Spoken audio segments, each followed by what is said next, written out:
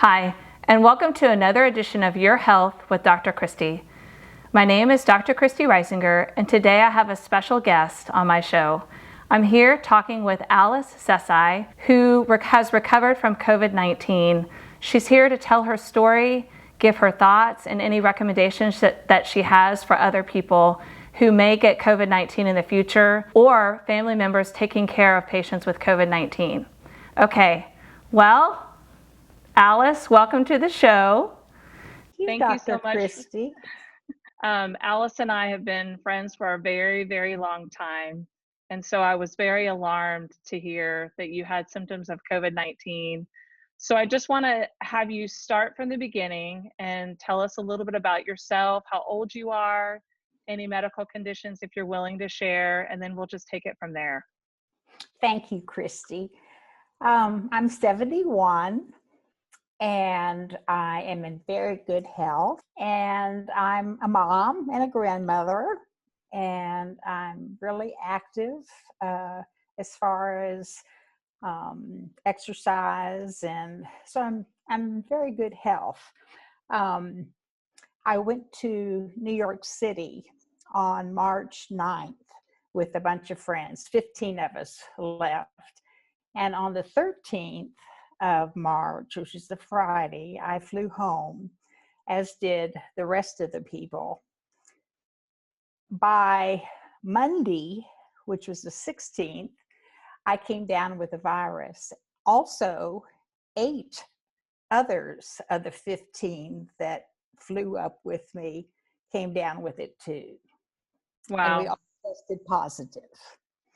You know, the time to symptoms from exposure is about roughly 5 days. So let's back it up 5 days prior to when your symptoms started, and you were still in New York City at that time. Is that correct? Right. Yeah. Right. So mine was 7 days. Yeah. Okay. Okay. Because I think I got it on the airplane flying up. We were all together, and we all came down with it within 2 days of each other. Wow. And tell me a little bit about how symptoms started and what happened from there. At first, I had a headache and just a real middle of the head headache, and it would not go away, even with Tylenol. And then I had a touch of diarrhea, and then body aches, just extreme body aches. I had a low-grade fever, although it never went over 100.3. And I had tightness in my chest. And that was for about a week. Then the second week started, and I still had that achy body, but I got a pain in my right chest. It hurt to breathe, and I was very short of breath. And I also had no smell or taste. Interesting. Yeah. And that hasn't come back. Everything else is fine, but the smell or taste is still gone. Wow. So tell me sort of what happened as your symptoms started piling on. You know, the shortness of breath. Did you feel short of breath? I didn't hear that. I heard the tightness in the chest, but would you say that you also experienced shortness of breath? Oh, yes, I'm sorry. I surely did. Yeah. And then, so what was happening at this point? You live with your husband, Tony. Yes. And was he becoming symptomatic at this point or exhibiting signs or? He has not exhibited any sign of the virus still to this day, and we don't know how he avoided it. We did sleep in separate bedrooms, and we used separate bathrooms, so we were trying to keep his exposure at a minimum, but still, I can't believe we didn't get it. I'm shocked too. Did he wear a mask all the time? Did you wear a mask all the time? Never. Are you kidding? So were there ever moments when you thought about going to the hospital? Was going to the hospital ever brought up, or was it a discussion? Well, I visited with my doctor on a video appointment twice, and he said that when I couldn't speak a sentence because of the shortness of breath, then I needed to go to ER. and it just never got that bad. I also had breathing treatments that I took with albuterol, and I think those really helped Hmm.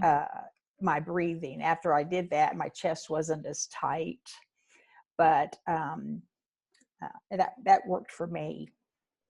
Besides Tylenol and albuterol, were there any other treatments that you were given? No, Okay.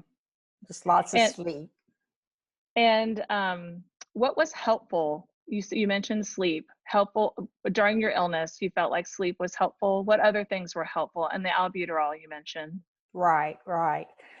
Those are the two main things. The more I slept, I felt like the better I would feel. The Tylenol was the only fever reducer that I could use. Um, and just having someone here with Mm-hmm. me helped. Mm-hmm.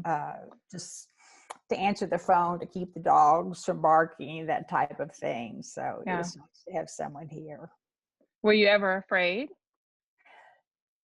The news coverage caused fear. And I think that was the worst part of the whole virus, was watching the news, seeing what could happen and what has happened around the world. And it instilled fear in me, and that just grew as my symptoms continued. That was the Yeah. worst part. Yeah, for sure. I prayed for you, and I know there were lots of people praying for you as well for your recovery. You were probably one of the first persons that I knew that had COVID-19. And I think one of the things that was so interesting to me was how long the fever lasted. And there were even a couple of days that you were fever free, but Right. never 72 hours in a row, which No. I think is why that's wise, that that's Mm-hmm. one of the standing recommendations, that people need to be fever free for 72 hours without medication. So tell us a little bit about that. There was a moment sort of halfway through, I think, where you, Right. yeah, The didn't have first fever. half, the first week was, after I finished that, I thought, oh, I'm getting better. And if I had to evaluate the experience, I'd say a medium flu, Mm-hmm. just a moderate flu. And then it came back with a higher fever. And then I really started the aching, and my right chest hurt, and my breathlessness started. And then I got scared. That second Yeah. week was much worse than the first week. That's interesting. So you felt like you were sort of getting better, and then it came back with really with a Yes, vengeance. And yes. would you say the severity, was this the worst illness that you've ever had? Is this similar to flu that you've had in the past? How does it compare? I think it is similar to flu. And if I had heard that I just had the flu, I would have thought, okay, it's a bad flu. That's fine. But the fear on Yeah. top of it made it worse, because I just kept hearing all these horrible things, Yeah, I know, and that made it worse.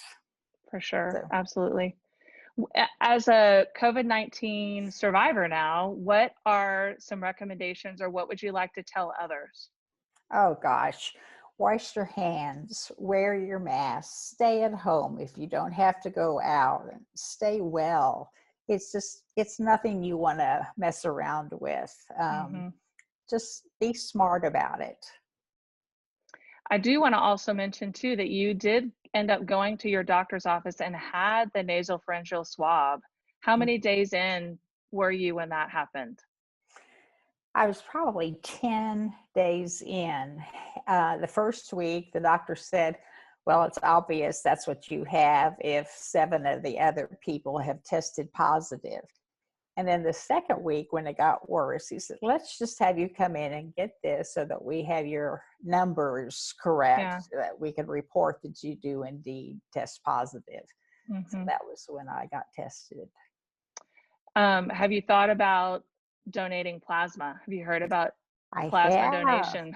I have contacted We Are Blood here Hmm. in Austin, and I get to do that next week. They want me Oh, to be you are. 28 days from my last symptom. So I get to do that next week. You're such a generous and giving person. I Oh, know that one of the reasons why you probably got it first was to spread your antibodies to other people that need it, Well, I and hope to it be, helps. yeah, and to be helpful to your friends and family when and if others get it around you. Mhm. Have others gotten it that you've known around you since you've had it and have reached out to you? Uh, well, yes, two of the husbands of the people that went to New York have contracted the virus since then. One of them is in the hospital still. Mm, Um, but it's all because of that trip to New York that the people that I know who have it, all got it from that source. yeah. It's interesting to be able to really do the contact tracing. I mean, that is a very clear indication about why contact tracing is so important. For that particular trip, was everyone told to isolate for 14 days when they got Yeah. home? Y'all were given Yes. recommendations? Good. Yes, That's because great. when we left for the trip, it wasn't anything, we just were told to wash our hands Hmm. frequently. By the time we got home from the trip, Broadway had closed. Yeah. So we all came home. And at that point, they were saying, oh my gosh, you need to self quarantine just to make sure you haven't Mm-hmm. picked something up. And so we Yeah. did. We all did. Well, any last words or thoughts that you'd like to share? Well, I'm very grateful for all the prayers. That was wonderful, and caring for my friends. But I guess I would just have to say that, be smart about this. This is not something you want to mess with. You don't want your Mm, children or your grandchildren. So be aware and use caution at all times. Stay okay. well. Thank you. Thank you for being with me again. I really appreciate it. I'd also like to continue to remind everyone to wash their hands and maintain social distancing. See you next time on Your Health with Dr. Christy.